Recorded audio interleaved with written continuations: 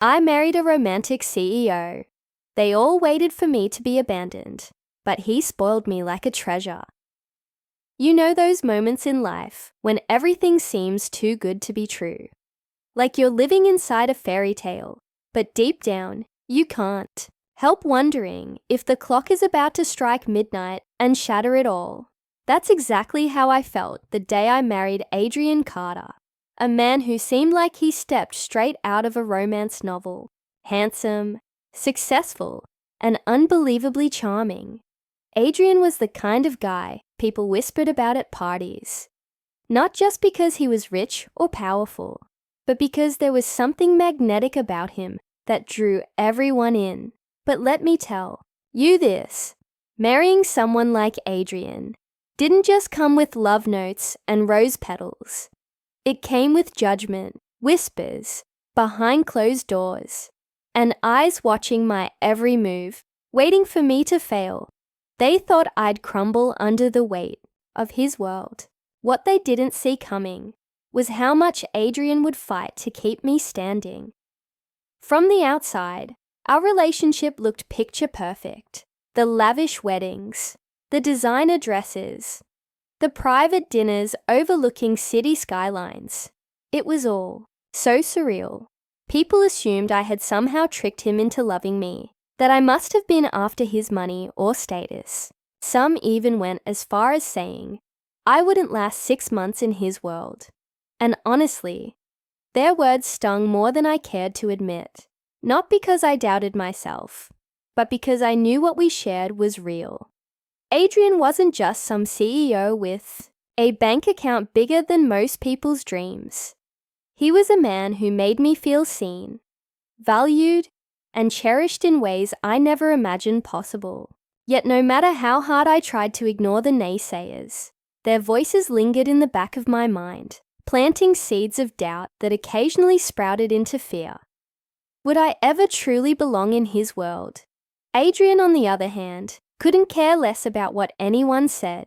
From the moment we met, he was unapologetically himself, confident without being arrogant, ambitious without losing sight of what mattered most. He swept me off my feet in ways I never saw coming. It started with little things, like remembering my favorite coffee order or showing up unexpectedly with tickets to a concert I'd casually mentioned once. But then it grew into something deeper. He took time out of his insanely busy schedule to meet my family, listened intently when I talked about my passions, and supported me in ways that made me feel like I was the center of his universe.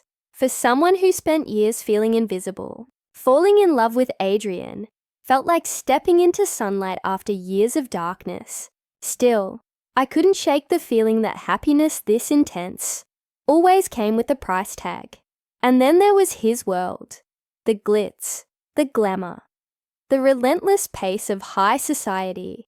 At first, I found it exhilarating, walking into rooms filled with influential people, attending events where champagne flowed like water, and seeing my name printed in glossy magazines alongside his. It was intoxicating, but beneath the surface, it was also suffocating. The women sizing me up, the men dismissing me as just another pretty face, and the constant reminders that Adrian could have anyone he wanted. It didn't matter how many times he told me I was the only one for him. The world around us refused to believe it. So while Adrian worked tirelessly to prove them wrong, I worked twice as hard to prove myself, to him, to them, and maybe even to myself. But here's the thing about Adrian. He wasn't just any romantic hero. He was thoughtful in ways that caught me off guard. When I expressed interest in starting a small business, he didn't just write me a check. He introduced me to mentors, helped me brainstorm ideas, and cheered me on every step of the way. On us weekends, instead of jetting off to exotic locations like most of his peers, he preferred quiet mornings at home, cooking breakfast together, or taking long walks through the park. He spoiled me, not with flashy gifts, though there were plenty of those, but with attention, respect, and an unwavering belief in my worth. Slowly but surely, he dismantled every insecurity I carried, replacing doubt with confidence and fear with trust. Still, no matter how secure I felt in our relationship, the question lingered. Could love really conquer all? The tension between us and the world outside reached a boiling point during one unforgettable evening. We were at a charity gala, surrounded by New York's elite, when a woman approached us with a smile that didn't quite reach her eyes. She congratulated us on our marriage, her words dripping with insincerity, before turning to Adrian and saying, "I hope she knows what she signed up for." Her tone was light, almost playful, but the implication was clear. To her, I was nothing more than a fleeting distraction, a phase Adrian would eventually outgrow. Adrian's jaw tightened, and for a split second, I thought he might lose his temper. Instead, he wrapped an arm protectively around me, pulled me closer, and replied, "She signed up for forever." The room fell silent, and though the moment passed quickly, it left an indelible mark, one that would shape everything that followed. As the weeks turned into months, Adrian continued to defy expectations, showering me with affection and proving time and again that his love wasn't conditional. But just when I began to let my guard down, something unexpected happened, something that threatened to unravel everything we'd built. It started with late-night meetings that stretched longer than usual, missed calls that went unanswered, and a distance creeping into his eyes that I hadn't seen before. At first, I chalked it up to stress from work, telling myself that even someone as strong as Adrian needed space to breathe. But then came the rumors, the hushed conversations, and the lingering stares that made my stomach churn. Was I wrong to put so much faith in him? Or was there something else going on?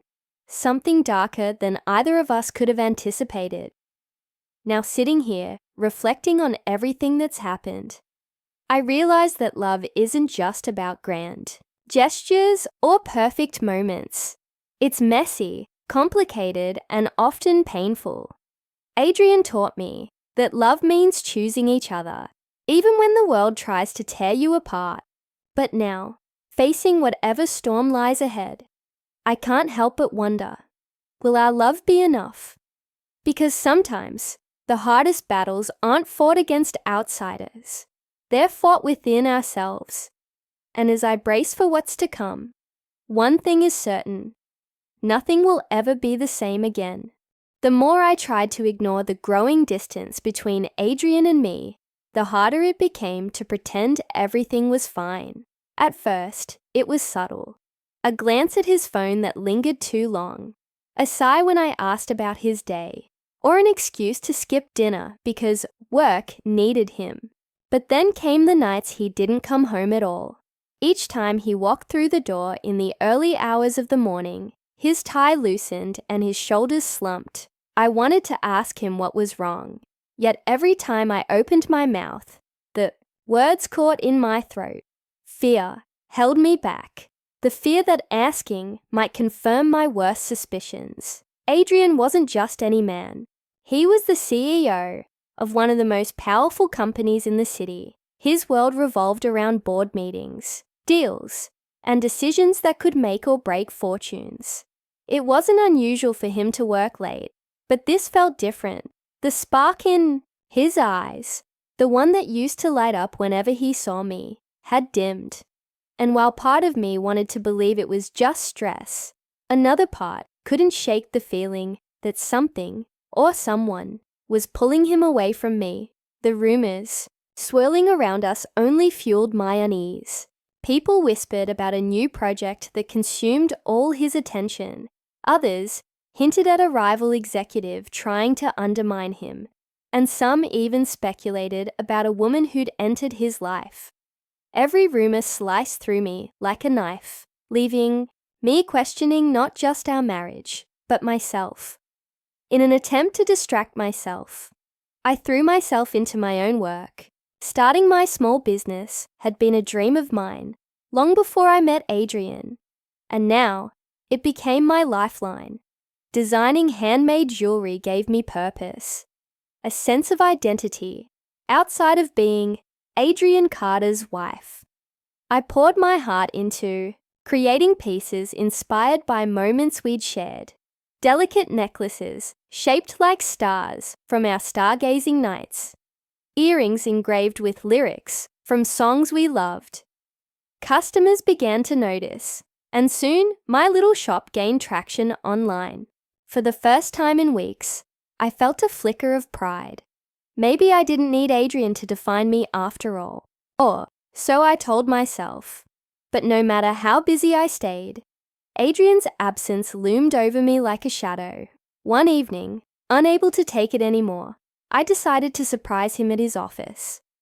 I hadn't been there since our early days together, when he'd proudly given me a tour of the sleek, modern building that housed his empire. Back then, I'd marveled at how effortlessly he commanded respect, how everyone seemed to hang on his every word. Now, as I stepped off the elevator onto his floor, the atmosphere felt colder, heavier. His assistant greeted me with a polite smile, but hesitated when I asked if I could see him. "He's in a meeting," she said softly, avoiding my gaze. Something about her tone made my stomach twist.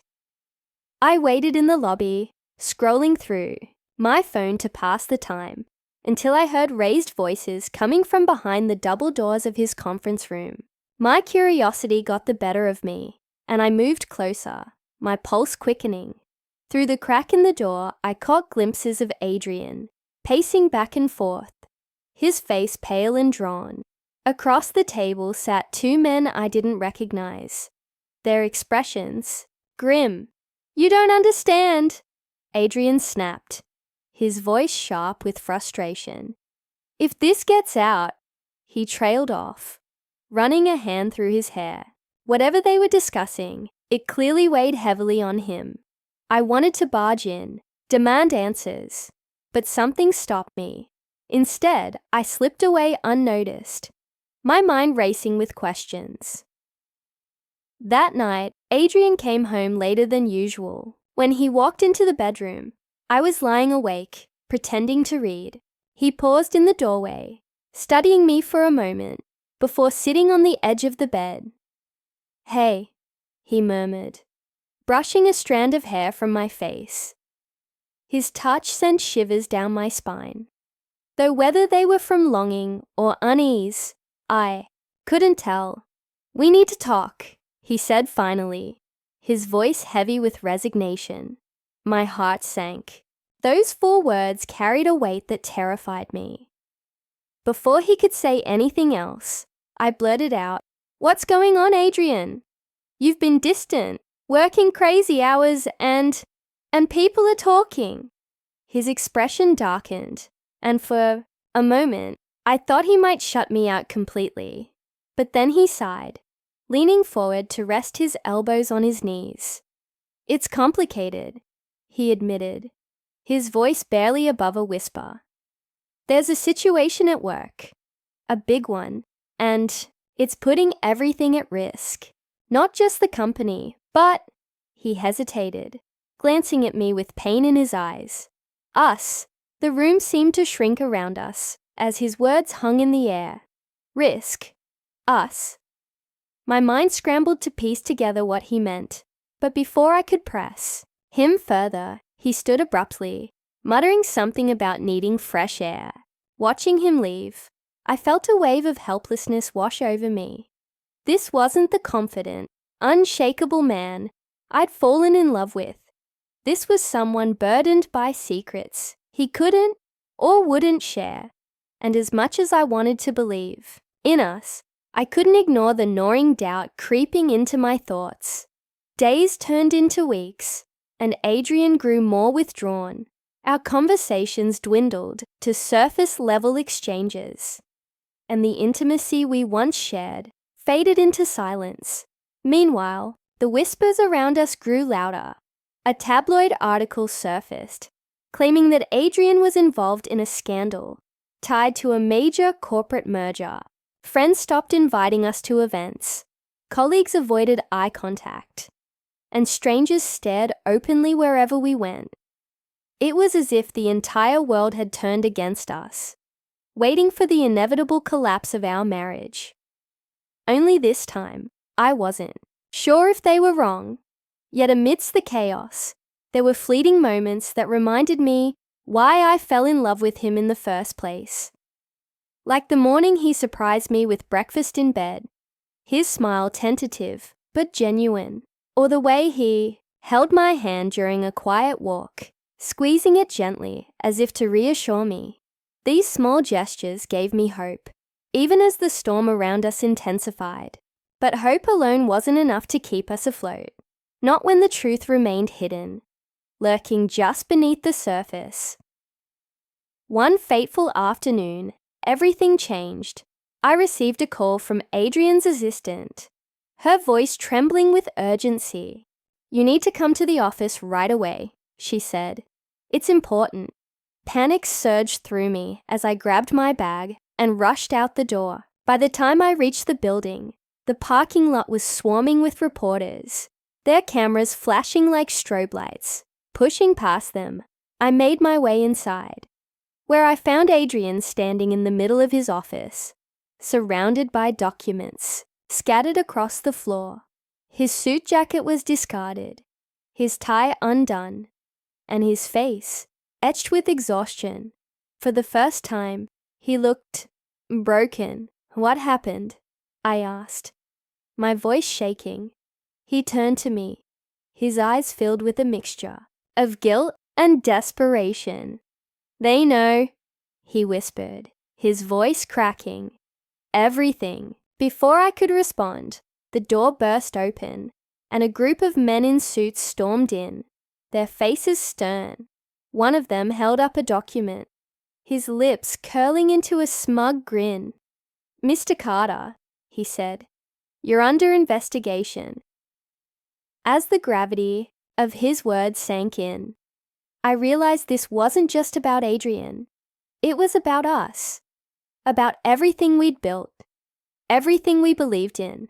And now, with the walls closing in, I had to decide, would I stand by him or let the storm tear us apart?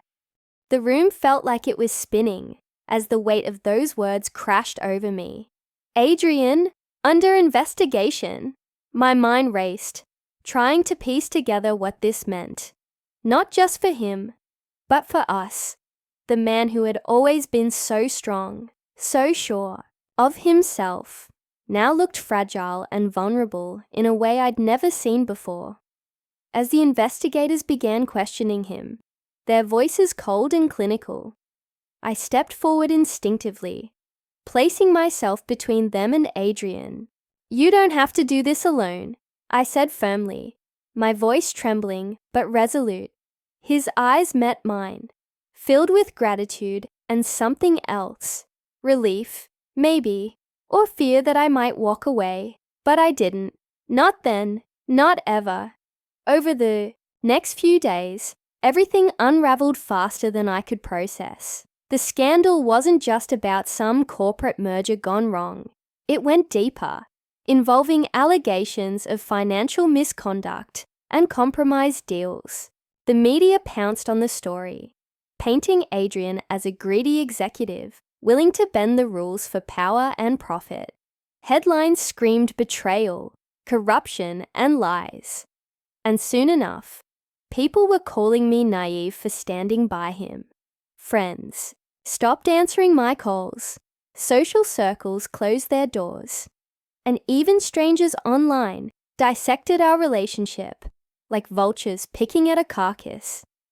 It felt like the entire world was against us, waiting for the moment when I'd finally leave him. But here's the thing they didn't understand. Love isn't built on perfection. It's built on trust, loyalty, and choosing each other even when the odds are stacked against you. Despite the chaos, I refused to abandon Adrian, not because I believed he was flawless, but because I knew the man beneath the headlines. He wasn't the villain they made him out to be. Yes, he had made mistakes, pushed boundaries, and taken risks that came back to haunt him. But he wasn't corrupt, and I was determined to prove it. As the legal battle dragged on, we dug into every detail of the case together.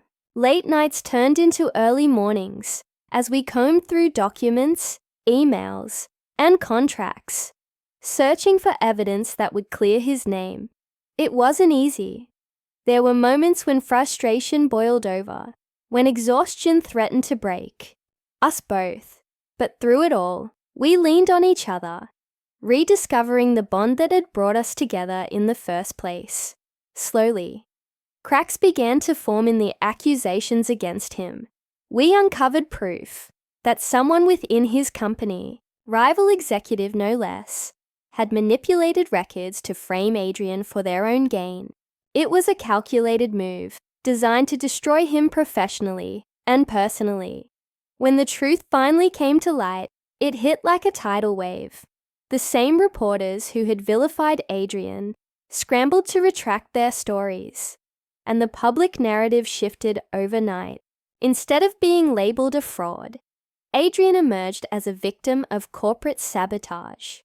While vindication should have brought relief, it also forced us to confront the damage done to our lives. Our marriage had been tested in ways neither of us could have anticipated, and though we survived, scars remained. Trust, once broken, even unintentionally, takes time to rebuild.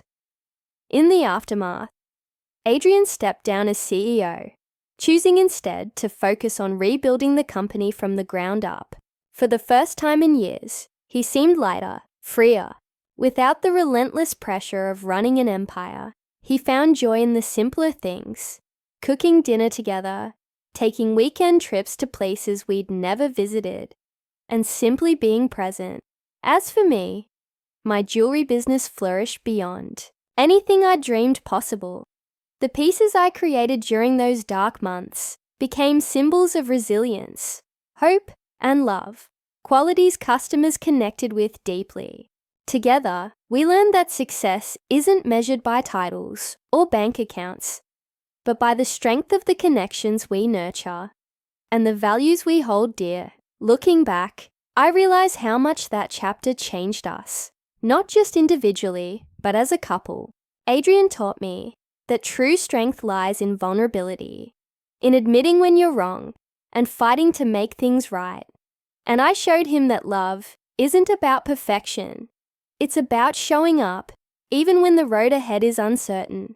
Those whispers that once haunted us, the ones predicting our downfall, faded away, replaced by admiration for a relationship that endured. Despite everything thrown its way, today, when people ask about us, I smile knowingly.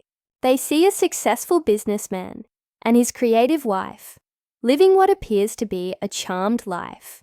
What they don't see are the late-night conversations, the tears shed in private, and the unshakable belief that held us together. Adrian still spoils me like a treasure, but now it's different. There's a depth to our love that only hardship can forge. A quiet understanding that we're stronger together than apart. If there's one thing I want others to take away from our story, it's this. Life will test you. Relationships will challenge you, and the world will try to define you. But none of that matters if you know who you are and what you stand for. Love isn't about grand gestures or fairy tale endings. It's about choosing each other, again and again, even when the path is messy and unpredictable, because in the end, it's not the storms that define us. It's how we weather them and come out stronger on the other side.